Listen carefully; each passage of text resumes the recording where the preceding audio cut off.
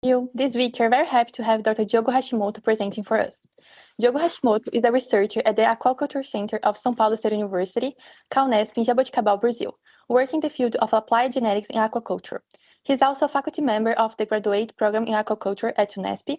He previously worked as a researcher at Embrapa Fisheries and Aquaculture in Brazil, and has been at CAUNESP since 2013, where he initiated breeding programs for tilapia and native fish species in Brazil. His research focused on genomic and phenomic tools for aquaculture and the selection of fish with superior growth and disease resistance. So I will turn it over to now Dr. Hashimoto, and you can get started.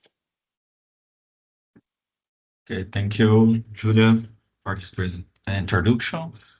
It's a pleasure to be here, and I'm very happy to share in this seminar some results that I have been working with phenomics applied to aquaculture breeding programs.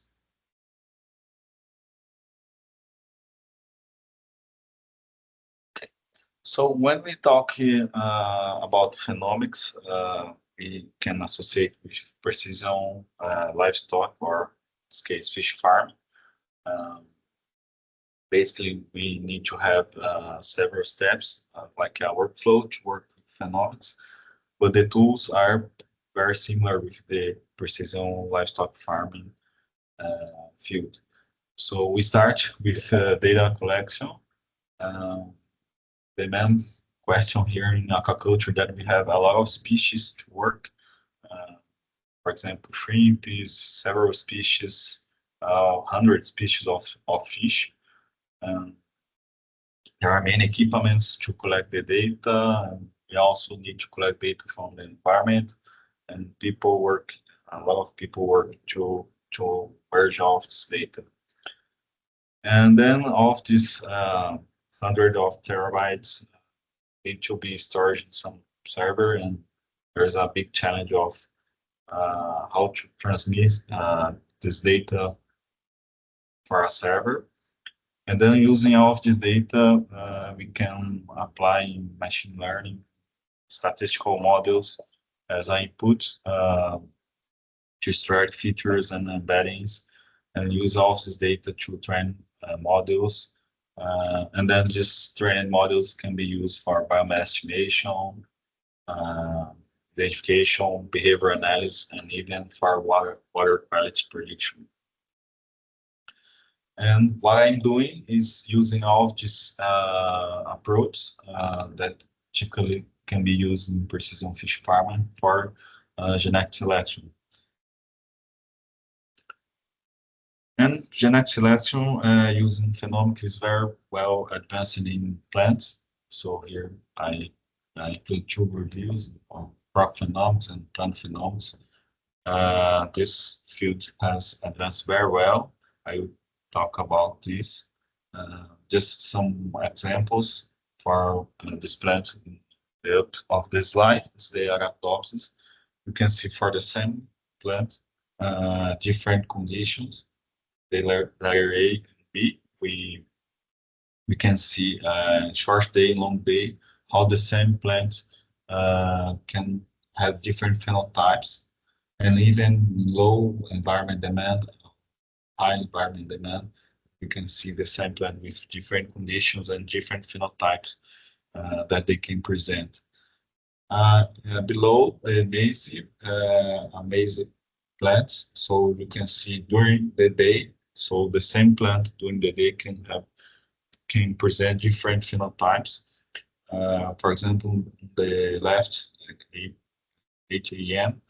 during the morning, when the temperature is lower, the leaves are pretty well. And then during the close to midday, 2 p.m., the flow water availability.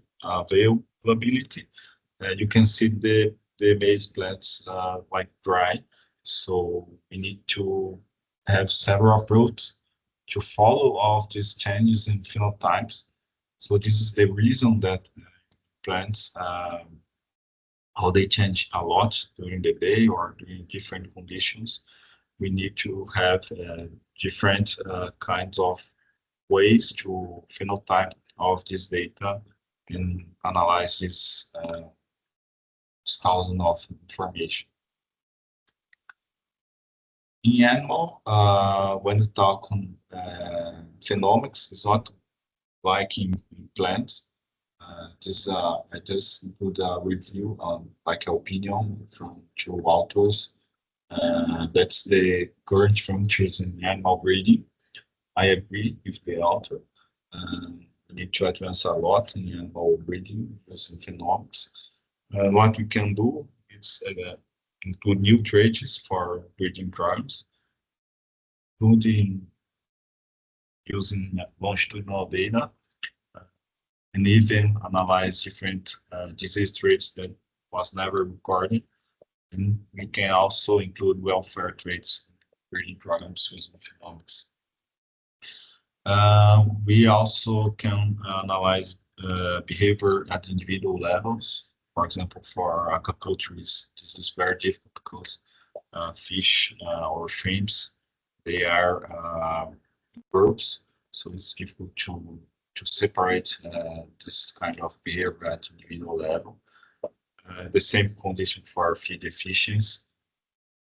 Aquatic species, there is problematic because you can isolate individuals, but you need to have several replicates to do it.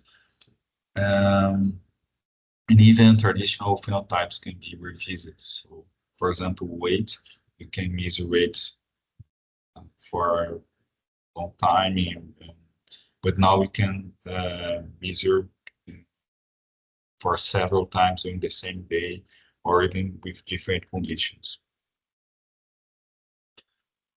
And fish phenomics, my opinion, is the next challenge in animal breeding because it's similar with plants, because one genotype can result in many phenotypes. There's a plasticity in the fish phenomic. It means that combining genotype with the environment conditions, including temperature or oxygen, you can have different performance of the animals, including different feeds. So you have a lot of to understand and to explore in fish phenomics. In this context, in the last years, I have been working with fish phenomics. And the main objective of these studies is to develop computer vision systems for deep learning that target the prediction of productive and welfare traits. And analyzing of this data, I'd like to include these traits in breeding programs that I have been performing in Brazil.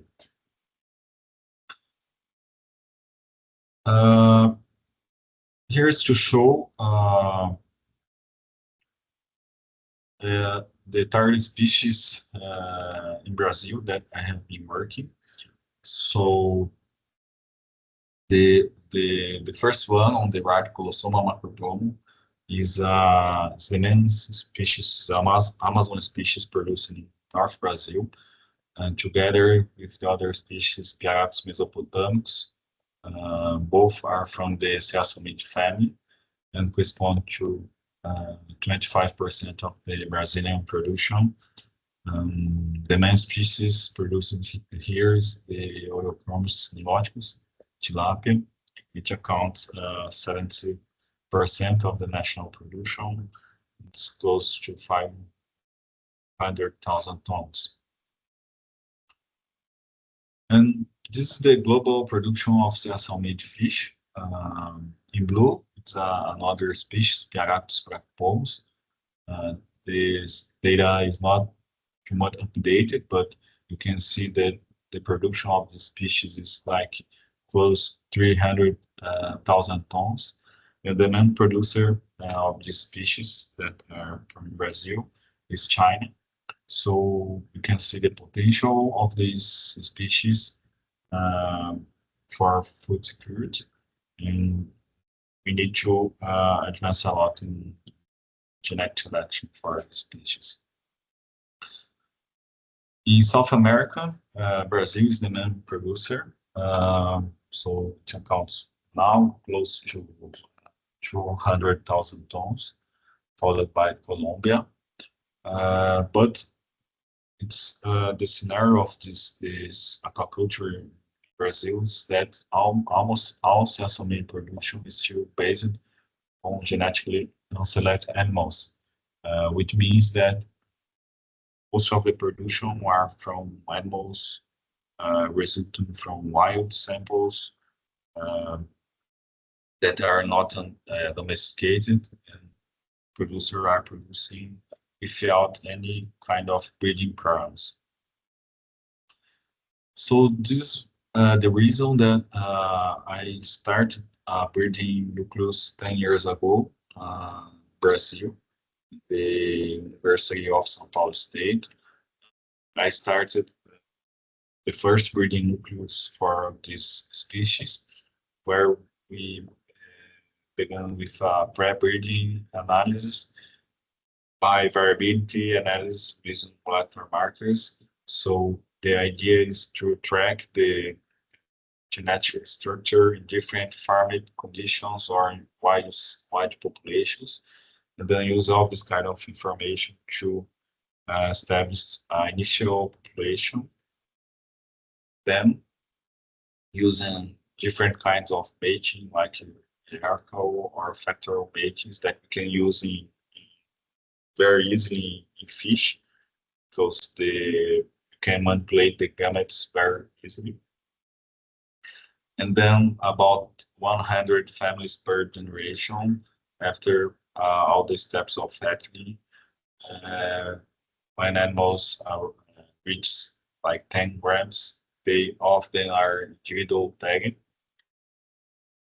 And then animals are evaluated in different conditions just to test genotype by environment situations.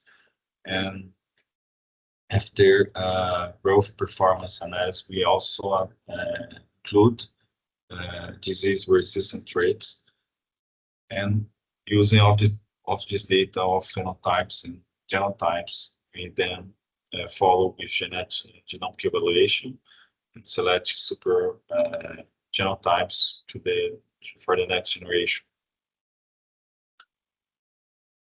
But now, the recent years, I have been working with phenomics. I will show you 3 recent papers that our group has been developing.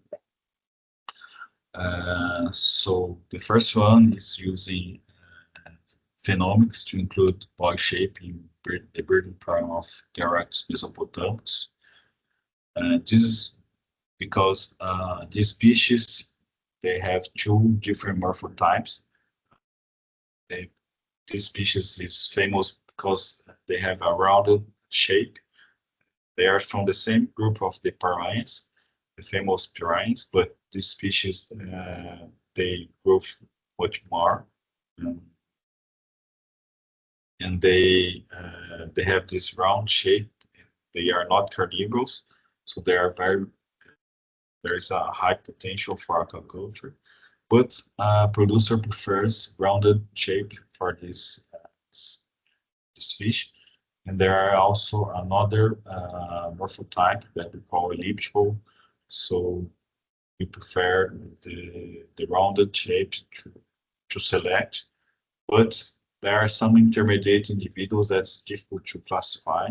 So it's necessary to measure a lot of biometric traits to get a formula and decide if one animal is rounded or elliptical.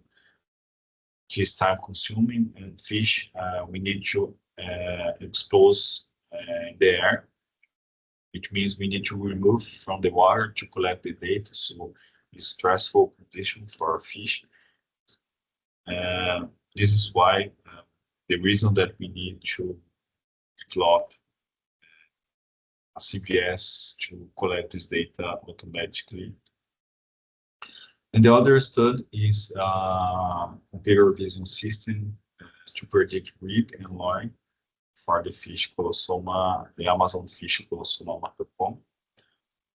As everybody knows, fillet or rib wild, it's difficult to measure the animals because we need to kill the fish. So in general, phenotypes are not measured the candidates of selection. There's a very nice variation in this trait for the species. And in the breeding programs, we generally use SIP information or genomic selection or direct measures using different measurements of the animal. But as I spoke before, it's time consuming and it's a stressful condition for the fish. So this is the workflow of these both papers. We got a lot of images from both species, like hundreds, thousands of images from both species, and we merged the images. We also collect data, biometrics and experiments of loin and rib yield. And all of this, the images were split in three subsets. The training and development subset were used to train the model. In the validation or test subset was used. It was not including the model training, and it was used to check the performance of the training model. So in the training and development subset, we manually label the regions of interest of the fish using the label box software. We also manually measure the region by the ImageJ software.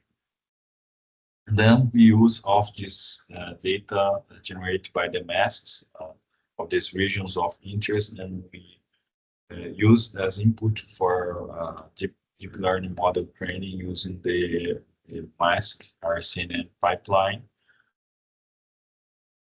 And after the trained model, we check the curves of the validation subset, the test subset. And after perform the instance segmentation, that we extract the data that we like to use, which means that we predict the morphometric measurements, and then we correlation analysis with the data that we manually measure using the ImageJ software. These slides show how we did this process. So we measure almost almost 2,500 animals using the ImageJ, the left, and then we annotate the images using the label boxes, like similar to what we simulate here in this video. So here, for example, we select three different regions: the body, green, the fins, blue, the head in another color. So we extract all of these masks, and then we use to train the model. And we also collect data harvesting about 800 animals. So we have a lot of data of body builds. Here to show the performance of the CPS using the mask RCNN that use instance segmentation. So you can see during the different epochs evolution how the models been training to predict blue the head, red the body, and yellow the fins. And this is a test that we did after the model was trained. We print an image of the fish in a paper. So we use as input to predict the regions of the animals. And even in a paper, the fish printed in a paper, we were able to predict the regions of interest. So just to show how robust the model was. after all of the steps training. And then here's some of the pictures. For example, the elliptical shape that we predict the region, and then we collect all kind of information like area, length, and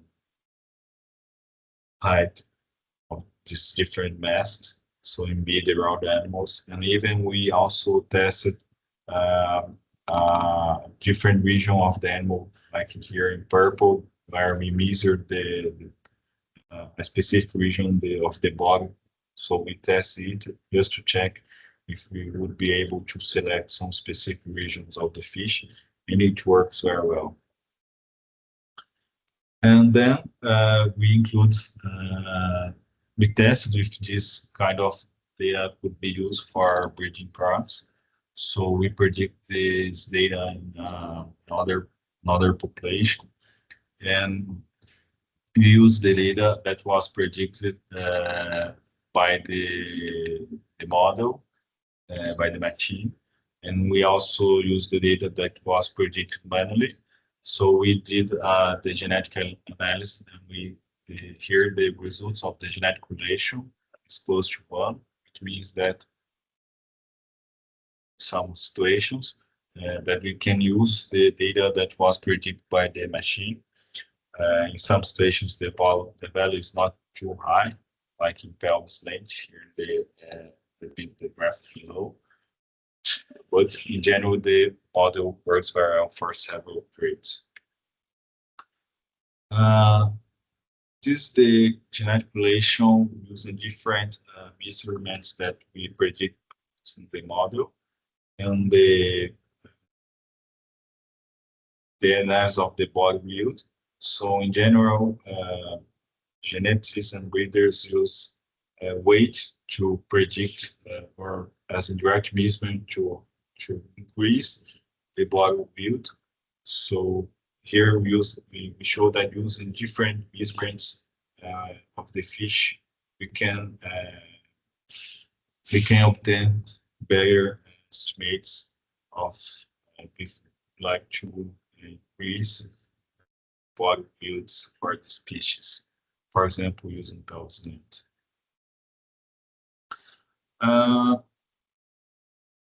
Following this slide is to show another study that we recent have been doing my group with new traits.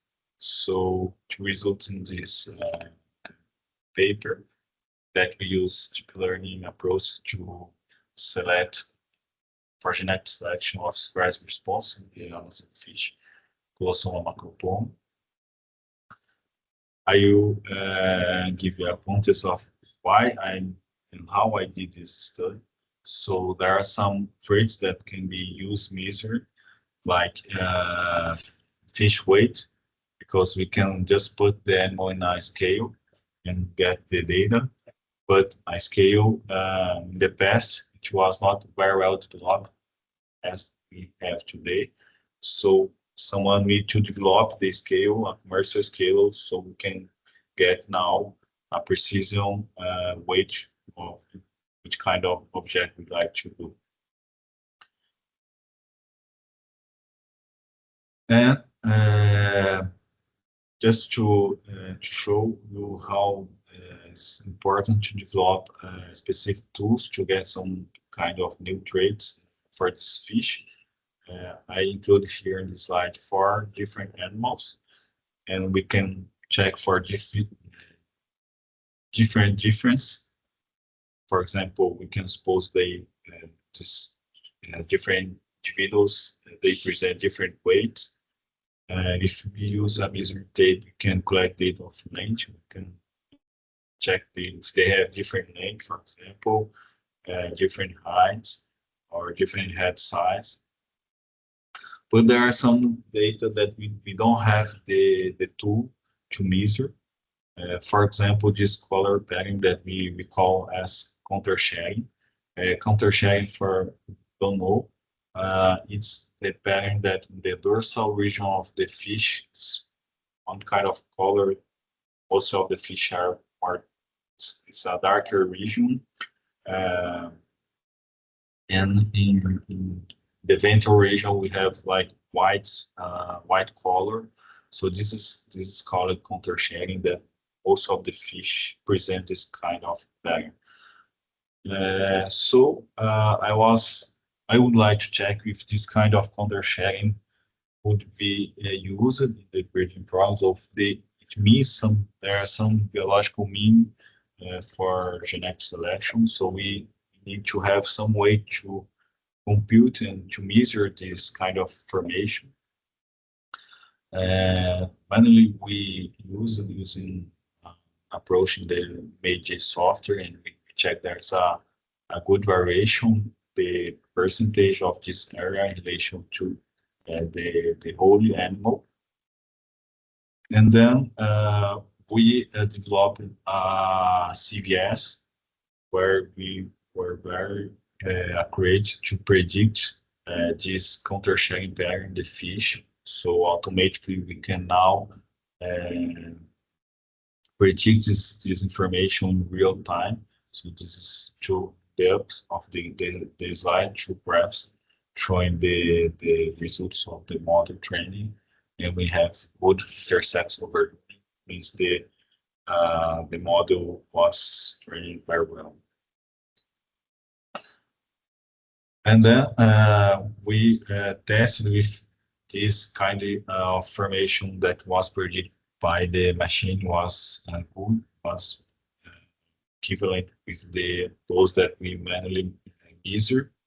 So we did the analysis, genetic analysis, and the population, and the genetic population was high, close to 1. The adaptability of this trait is close to 0.16. Which means that we have a low to moderate adaptability for this trait.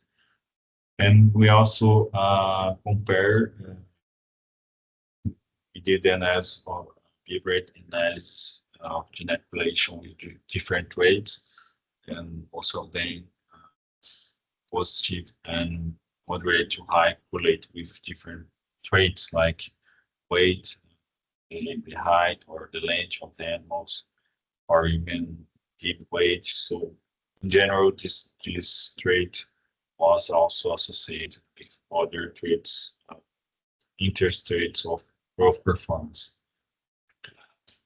But when we advance with the studies, we check heterogeneous correlation of the animals. I show here this video.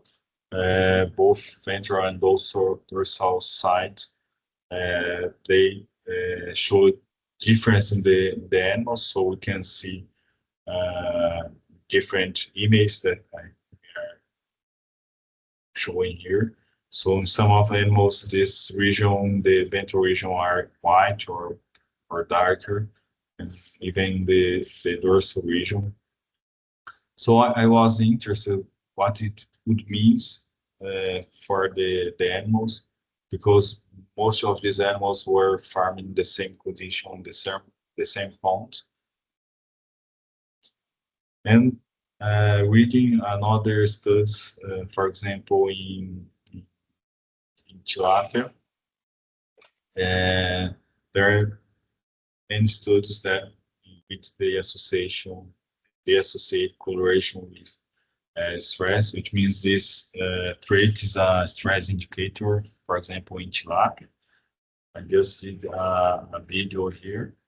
You can see when we stress the animal putting the air, it means we move in from the water, just air exposure. So we will advance here.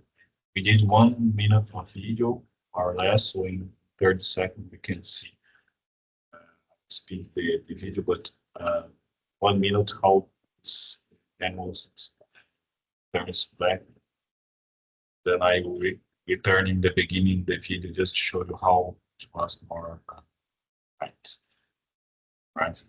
So you can see how the dark intensity increase over time, the pixel intensity over the time. So the question was if this kind of fluctuation that we was observing in our species would be used as a stress indication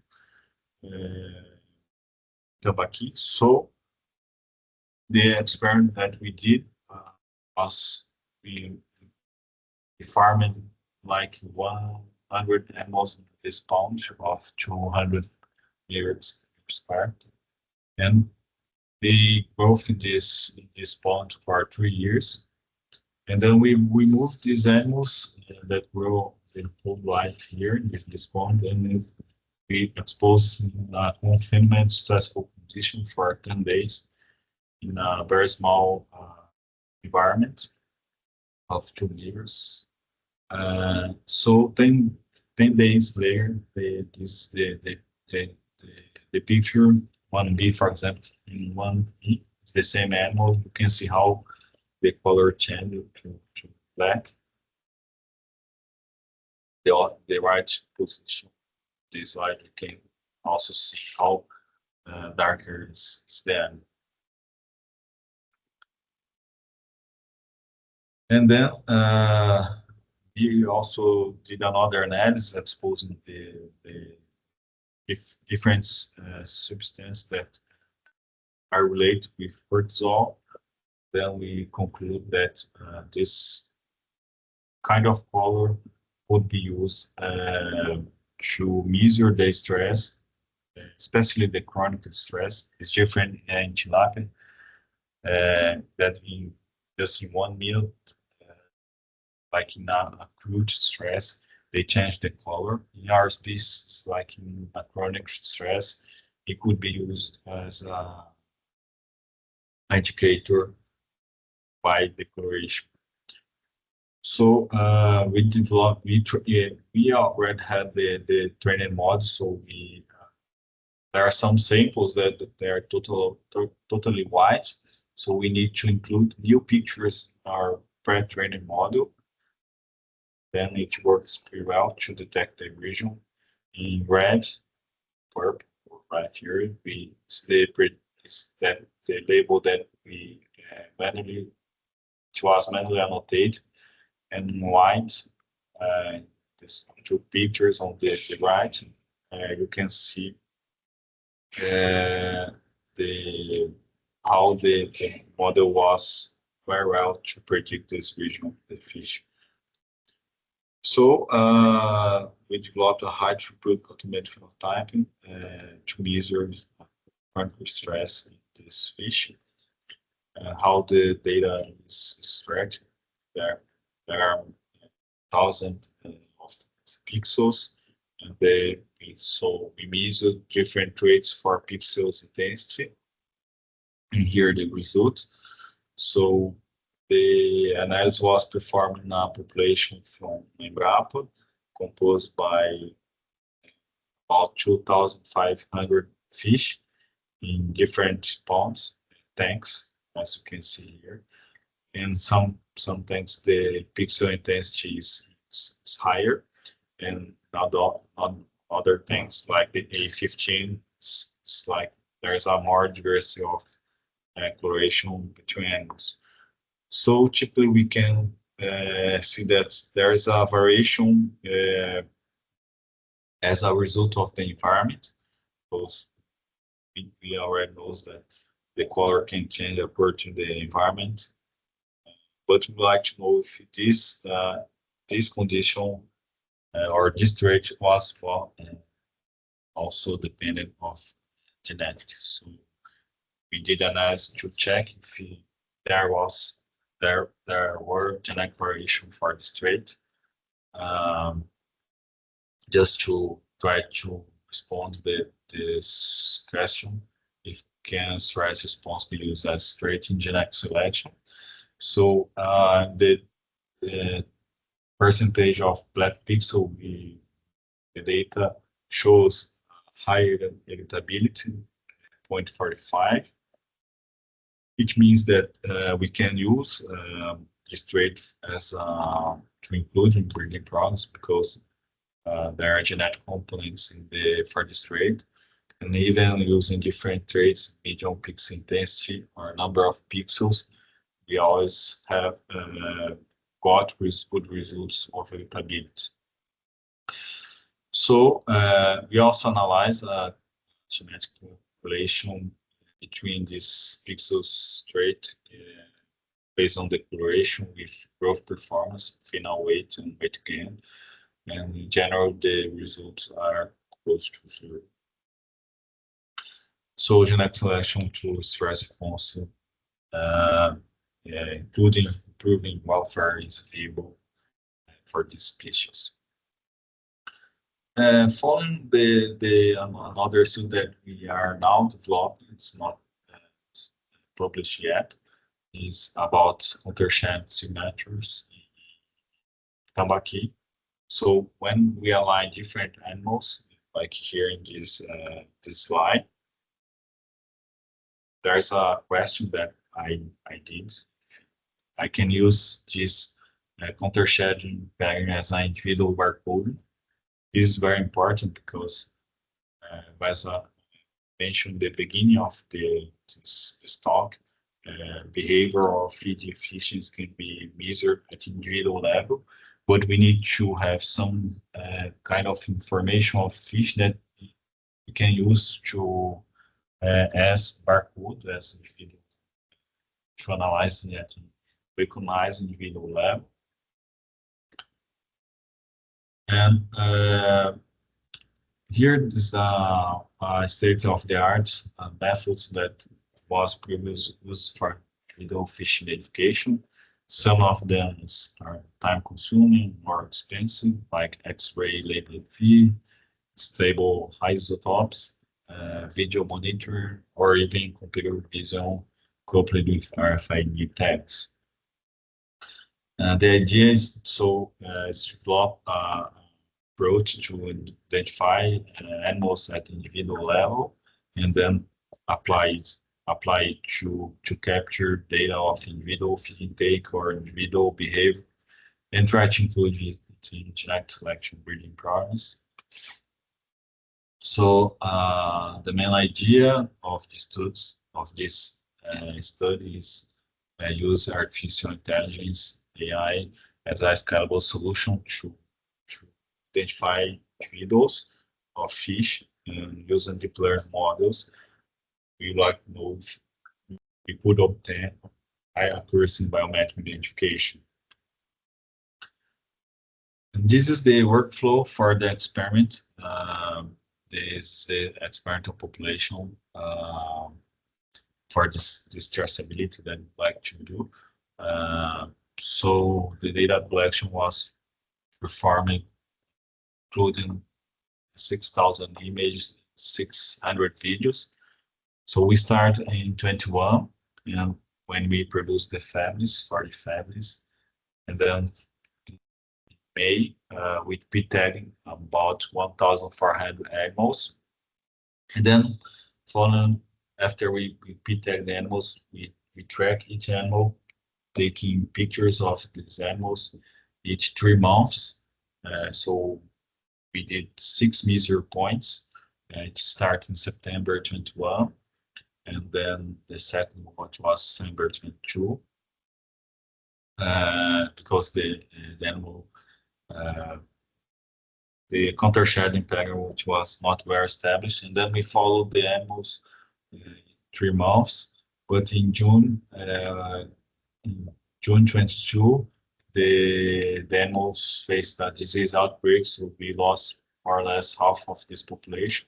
But we followed the experiment. In the final of the population, we analyzed about 600 animals. In March 23, we got the image, and we also captured video from all of these 600 animals. This is an example of this traceability, because we did this experiment because we didn't have information if this counter-shading pattern was maintained during the life of the animal. So during the growth stage, I like to know if this pattern keeps for each individual. So we can see that the first measuring point, the countershading pattern, which was not forming, and then after the second, third measuring point, we can see that it was appearing. After the fourth measuring point, the distribution was very well delimited for each individual. And here's like a zoom that I did from one videos, just to show that this pattern are were maintained for during the growth of the animal. So you can see the pattern are similar during the growth of the animals, and it didn't change in the growth phase. So the second hypothesis after this tracking, if it was possible to track fish in different days, because we like to use this for example, track as a longitudinal data for growth performance. For example, I need to make sure that I could identify one animal after 6 months with a model that I pre-trained the beginning of the experiment. So it needs to be work, or we need to use different solutions if the model didn't work for different ages. It is the similar situation for you. So this was the framework. We first collect videos from the animals, as I told before, and then the first stage was extract frames of these videos, just to have a lot of data to train the model. So from one video we can collect hundreds of frames, and then we use these frames as input the pattern model to predict that region of the counter-sharing pattern. So we extract about 10 frames per video, and then we extract the mask of these regions of interest. And the third step was to create the pairs for the data set. So we create close to 1,200 pairs. We use the contrastive loss function. So we need to create positive pairs and negative pairs, which means that positive pairs, we combine animals, different pictures from the same animal, like here, animal 1, shown here. And we also create negative pairs, for example, combine the individual 3 with individual 2. They have different patterns of this counter-sharing. And we only extract the mask, and we use the mask to train the Siamese network. It was developed for several purposes, for human face recognition or signature recognition. Can use for several kind of information. So we train the model using 2 neural networks. So for example, the positive pairs, both images, they pass on the network, the neural network, using the same weights. So which is why we call the network as Siamese network.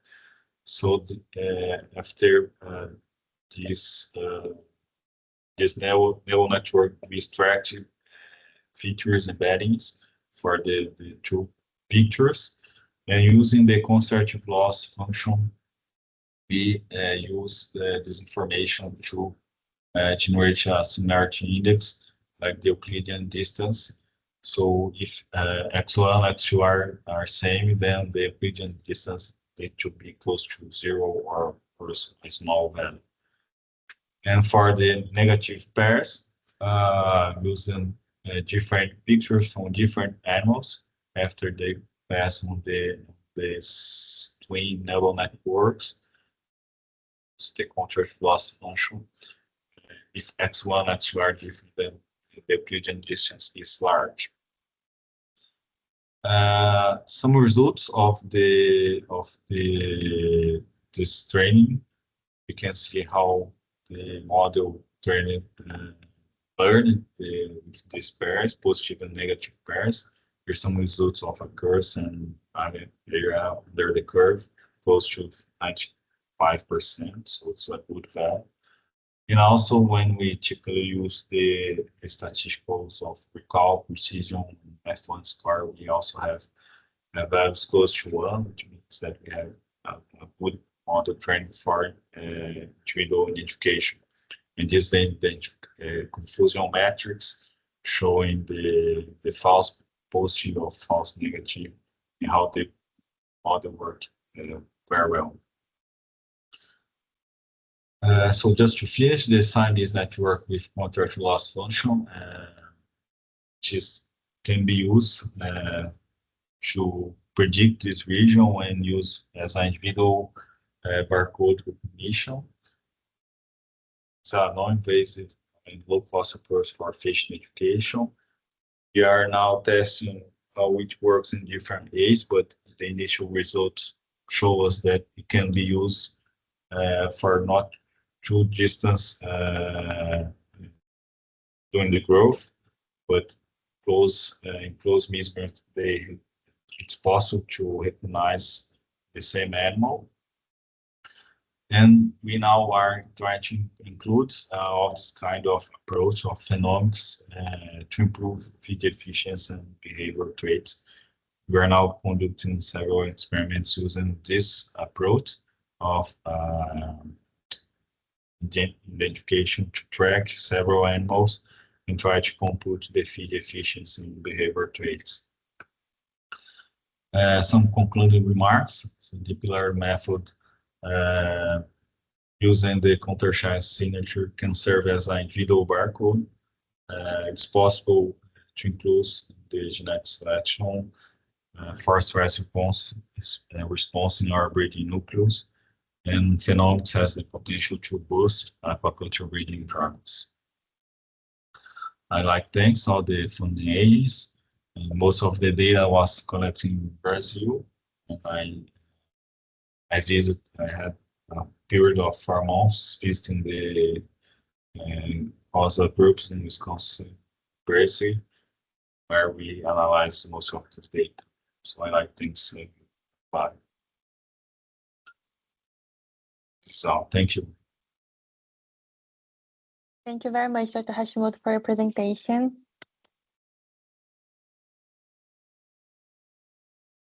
I would now like to open the floor to any questions, either from people here in the room or for those joining us online.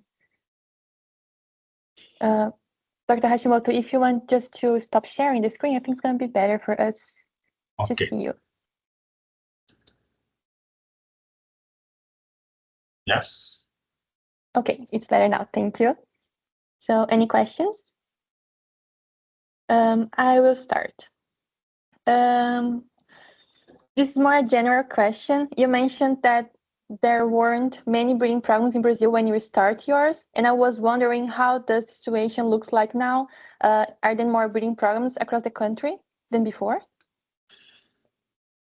Yes, not much, but now the breeding programs, there are difference for native species that is still performed by public universities, like we are doing here at NESP. And there are other some people in research doing most of them using for experiments and to test data, not for commercial facilities, but for tilapia. That's very well developed. There are some companies that they are conducting commercial breeding programs, and there are some universities that they believe close to 10. There are 10 breeding programs for fishing dressing. Nice to know. Thank you so much. I have another question. Do you plan to implement this machine learning approach in practical tools, such as mobile apps for decision support in the farms? Yes. We hope to, after testing of this data in our experimental facility, we like to go in the farms and try to use and try to test how it could be, if it could work for the farming condition, how it could be yes, we have this plan. Nice. Any other question? Yeah, we do have a question in the room. Just a moment.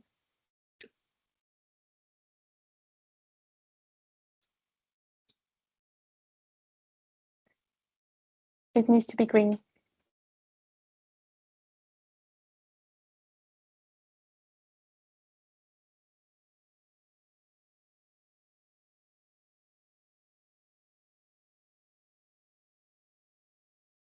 Just one moment. Okay, no problem. Okay. Hi, Professor Diogo. Can you hear me? Yes. Yeah. So you mentioned that there were like 2 morphotypes of the tambaqui, and I was just wondering, like, is just this characteristic can be selected, and like, there's any difference in the performance of fish of these 2 morphotypes? Yes, this is the reason that we like to check. First, we need to have readable tools to segregate the morphotypes, and then we evaluate how the morphotypes has, if they have different performance.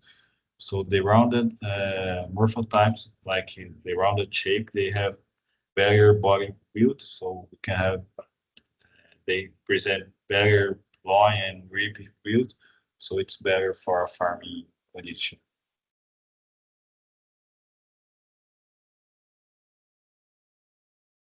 Great, thank you. Welcome. Any other question online or here in the room? Please, Flavio, go ahead. Okay, can you hear me? Yes, we can. Yes. Okay, so my question, I'm interested in the application of the, when you take, so you are taking the images of the fish outside of the water, right? So Yes. then those images are going to use for the training, but the goal is to take the pictures when the fish is in the water, right? Yes, To exactly. identify the individuals when they are in the water, and you're going to use these pictures that are taken when the fish is outside of the water. So my question for you is how you adjust for the different color, because the colors when the animal is wet or dry, they are different, right? Yes, it's a good question, Professor. This is why we started working outside conditions where collect data not in a controlled situation because it was external at the side of the pond, but it's more or less controlled because always the background was the same and the light condition can vary a little bit, but not too much. We'd like to use not totally controlled situation, but we like first to test all of this kind of formation just to check if the models could be work, for example, for video recognition. And then the next step for sure is try to use the model in a, I hope, I think that would be more difficult in the underwater condition.